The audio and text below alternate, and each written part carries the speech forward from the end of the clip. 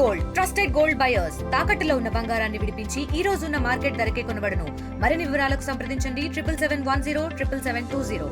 AP ఉప ముఖ్యమంత్రి పవన్ కళ్యాణ్ తన సొంత నియోజకవర్గంలో అభివృద్ధి సంక్షేమమే కాకుండా ఆధ్యాత్మికంగా కూడా తనదైన శైలిలో కూడా పాలన అయితే కొనసాగిస్తున్నారు. ఇటీవల మనం చూసాం ఆయన ఆధ్యాత్మికంగా ఏదైతే వరలక్ష్మి వ్రతాలు పురస్కరించుకుని నియోజకవర్గంలో ఉన్నటువంటి ఆడపడుచులకైతే సుమారు 15,000 మందికి పైగా కూడా చీరల పంపిణీ కార్యక్రమం కూడా అందరికీ కూడా తెలిసిందే. ఈ నేపథ్యంలోనే దేవి నవరాత్రులు వచ్చిన నేపథ్యంలోనే ఈ యొక్క 11 రోజులకు గాను పవన్ కళ్యాణ్ తన సొంత నియోజకవర్గంలో ఉన్నటువంటి ఎంతో ప్రసిద్ధిగాంచినటువంటి క్షేత్రం పిఠాపురం పాదగయ పాదగయ పుణ్యక్షేత్రంలో వెలిచినటువంటి రాజరాజేశ్వరి అమ్మవారితో పాటు బృహతిగా అమ్మవార్లకైతే జనసేన అధినేత అలాగే ఏపీ ఉప ముఖ్యమంత్రి పిఠాపురం శాసనసభ్యులైతే ప్రత్యేకంగా చీరల అలంకరణ కోసం అయితే చీరలు పంపించినటువంటి పరిస్థితి ఉంది.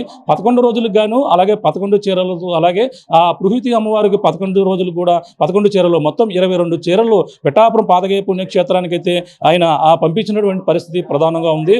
ప్రస్తుతం ఈ యొక్క చీరలు ఈ యొక్క దేవి ఈ యొక్క నవరాత్రులు ఏ విధంగా జరుగుతాయి, అలాగే ప్రధానంగా ఇక్కడ జరగబోతున్నటువంటి ఈ యొక్క చీరలు ఏ విధంగా పంపించారు, మరిన్ని విషయాలు తెలుసుకునేందుకు పాదగయ ఈవో మనతో శ్రీనివాస్ గారు ఉన్నారు. మాట్లాడే ప్రయత్నం చేద్దాం. సార్ చెప్పండి, ఏ విధంగా పవన్ కళ్యాణ్ గారు ప్రతి సంవత్సరం కూడా నవరాత్రులకి శాసనసభ్యులు పంపించిన ఆనవాయితీ వస్తుంది. పవన్ కళ్యాణ్ కూడా ఇక్కడ ప్రత్యేకంగా చీరలు కూడా పంపించినట్టుగా తెలుస్తుంది. ఎప్పుడు పంపించారు, ఎన్ని చీరలు పంపించారు? ఓం నమ శివాయ. దక్షిణ కాశీగా విరలితున్న ఈ క్షేత్రంలో 10వ శక్తిపీఠంగా విరలితున్న శ్రీ పురోహితిక అమ్మవారు అలాగే శ్రీ రాజరాజేశ్వరి అమ్మవారికి దేవి నవరాత్రులకు అలంకరణ చేయడం గతకాలంగా అనాదిగా వస్తుంది. ఈ ఆచారంలో భాగంగా స్థానిక శాసనసభ్యుల వారు ఆ సదరు అలంకరణకి సంబంధించి చీరలు పంపడం అనేది ఒక సాంప్రదాయంగా ఇక్కడ ఉంది. ఆ సాంప్రదాయాన్ని తనని గౌరవిస్తూ స్థానిక శాసనసభ్యులు రాష్ట్ర ఉప ముఖ్యమంత్రి వర్యులు శ్రీ కొణిదెల పవన్ కళ్యాణ్ గారు సదరు అలంకరణకి చీరలని పంపించి ఉన్నారు. ఆ చీరలని ఆలయ అర్చకులకి అందజేయడం జరిగింది. వారు సదరు అలంకరణకి ఆ చీరలతో చేసి వైభవంగా ఉండడానికి అన్ని రకాలమైన జాగ్రత్తలు తీసుకోవడం జరిగింది. స్థానిక శాసనసభ్యుల వారి ఉప ముఖ్యమంత్రుల వారి సూచనల మేరకు ఈ కార్యక్రమం అంతా కూడా మరింత ఘనంగా చేయడానికి ప్రయత్నం చేస్తున్నాం. ఓం నమ శివాయ. అంటే వచ్చేటువంటి భక్తులు ఈ యొక్క 11 రోజులు కూడా ఎటువంటి ఏర్పాట్లు చేస్తున్నారు? ఎటువంటి అవాంఛనీయ సంఖ్యలు కాకుండా వాళ్ళకి వచ్చినటువంటి భక్తులకు సౌకర్యాలు ఎటువంటి ఏర్పాట్లు ఉంటాయి? ఈ 11 రోజుల్లో అలంకరణలు చూడడానికి ఇది 10వ శక్తిపీఠం కాబట్టి రాష్ట్రం నలుమూలల నుంచి ఇతర రాష్ట్రాల నుంచి కూడా భక్తులు సందర్శన ఉంటుంది. మరీ ముఖ్యంగా ఇది 10వ శక్తిపీఠమైన పురోహితిక అమ్మవారు రాష్ట్ర శక్తిపీఠంలో ఒకటి అవ్వడం వల్ల అలాగే రాజరాజేశ్వరి అమ్మవారికి కూడా అలంకరణలు ఉండడం వల్ల విశేష సంఖ్యలో జనాలు వస్తారు. వారికి సంబంధించి ఏ ఇబ్బందులు లేకుండా అన్నదానం నుంచి వాళ్ళకి అన్నప్రసాదం ఏర్పాటు చేయడం జరుగుతుంది. అలాగే వారికి కావాల్సిన తాగునీరు కానీ ఇతర అవసరాలు కానీ ఏ ఇబ్బందులు లేకుండా ఏర్పాట్లు చేయడం జరిగింది. దీని నిమిత్తం ఉన్నతాధికారుల యొక్క ఉత్తర్వులను తీసుకోవడం జరిగింది. ఇతర దేవస్థానాల్లో పనిచేసే సిబ్బందిని అదేవిధంగా కలెక్టర్ వారి ఎస్పీ వారి వాళ్ళందరి ద్వారా కూడా వివిధ డిపార్ట్మెంట్ల నుంచి శానిటేషన్ నిమిత్తం బందోబస్తు నిమిత్తం వాళ్ళందరికీ నుంచి తగు తోడ్పాటు ఎప్పుడులాగే అందుతుంది. ఇవన్నిటితోటి భక్తులకి ఎటువంటి ఇబ్బంది లేకుండా మరింత వైభవంగా ఈ కార్యక్రమ నిర్వహణకి కృషి చేస్తున్నాం. అంటే గతంలో జరిగినటువంటి వరలక్ష్మి వ్రతాలు కూడా డిప్యూటీ సీఎం పవన్ కళ్యాణ్ గారు ఆడపడుచులకు మొత్తం అందరూ కూడా పంపించినటువంటి పరిస్థితి, అప్పుడు ఏ విధంగా పంపించారు? గతంలో మన జరిగిన వరలక్ష్మి వ్రతాలకి ప్రత్యేక శ్రద్ధతో ప్రతి ఆడపడుచుకి కూడా ఒక వరలక్ష్మి వ్రత కానుకగా పంపించాలనే ఉద్దేశంతో రాష్ట్ర ఉప ముఖ్యమంత్రులు కొణిదెల పవన్ కళ్యాణ్ గారు చీరలని ప్రత్యేకంగా వారి యొక్క ఆదేశాల మేరకు వచ్చి తీసుకొచ్చి వారే స్వయంగా ఇక్కడ అందరికీ అన్ని విధంగా తగు అధికార యంత్రాంగం ద్వారా వాళ్ళు ఈ కార్యక్రమాన్ని ఆ పార్టీ ప్రతినిధుల ద్వారా కూడా ఈ ఆలయంతో సమన్వయమయ్యి ఈ కార్యక్రమ నిర్వహణ ఏ ఇబ్బందులు లేకుండా ఘనంగా నిర్వహించడం జరిగింది. ఈ విషయం మీ అందరికీ తెలిసిందే. అంటే ఇప్పుడు లాస్ట్ ఇయర్ చూసిన 10 రోజులు జరిగాయని చెప్పుకొస్తున్నారు. ఇప్పుడు 11 రోజుల యొక్క విశిష్టత ఏంటంటే? సాధారణంగా దేవి నవరాత్రులు 9 రోజులు అలంకరణలు పరిపాటిగా ఉంటుంది.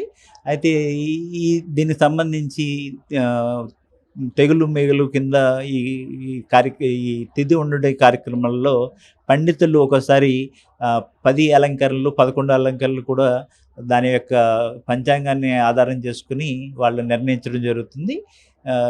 ఈ సంవత్సరం పండితులు 11 అవతారాలుగా నిర్ణయించారు. వారి సూచన మేరకు ఆ కార్యక్రమాలు ఇక్కడ ఉన్న ఆగమయుక్తంగా ఈ కార్యక్రమాన్ని ఆలయ స్థానాచార్యుల వారు నిర్ణయించడం, అదేవిధంగా ఇక్కడ నిర్వహించడం కూడా జరుగుతుంది. అంటే 11 రోజుల తర్వాత మళ్ళీ ఆ కోనేరులో ఏమన్నా మనకి అమ్మవారితో మళ్ళీ వాహనం అందులో ఏర్పాటు చేయడం ఇవన్నీ కూడా అవి ఎలా జరుగుతాయి? మరీ ముఖ్యంగా ఈ పాదగయ క్షేత్రంలో గయాసుర పాదాలు ఉండడం వల్ల ఈ క్షేత్రంలో పూజలకి శక్తిపీఠం అవడం, అలాగే దత్తాత్రేయుడి యొక్క జన్మస్థానం అవడం, కుక్టేశ్వర స్వామి స్వయంభూంగా వెలిసి ఉన్న ఈ క్షేత్రం పూజలకి ఎంత ప్రసిద్ధో పితృ కార్యక్రమాలు కూడా అంతే ప్రసిద్ధి.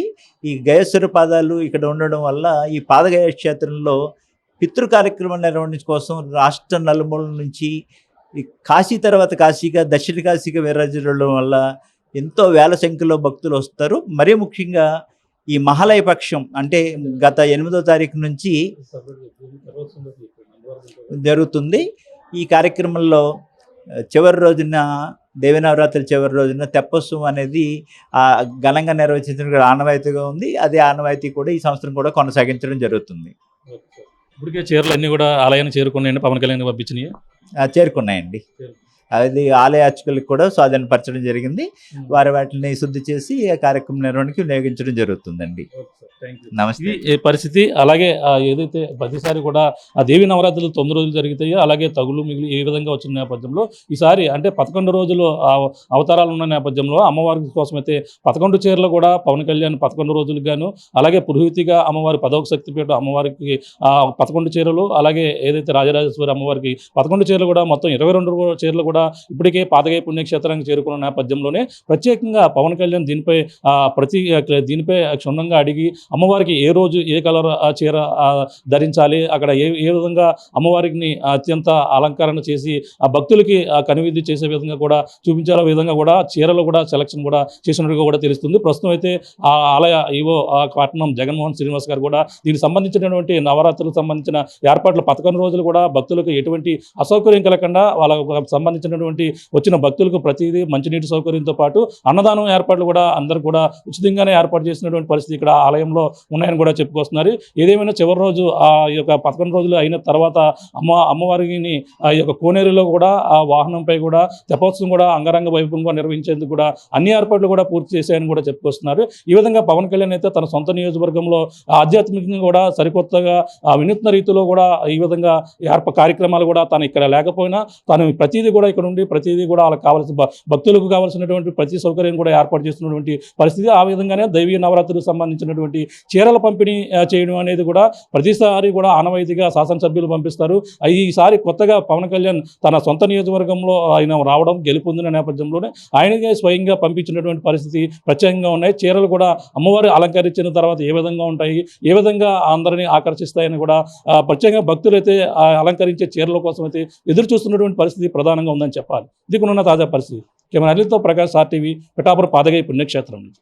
తెలుగులో న్యూస్ కి ఫాస్టెస్ట్ యాప్ ఇప్పుడు టోటల్లీ న్యూ అవతార్లో జస్ట్ 5 సెకండ్స్ లో కంప్లీట్ న్యూస్. సోషల్ మీడియాలో ట్రెండ్స్ కి one stop solution. Live TV app voice search option తో ఇప్పుడే డౌన్లోడ్ చేయండి లేదా అప్డేట్ అయిపోండి. యాప్ లింక్ డిస్క్రిప్షన్ లో ఉంది.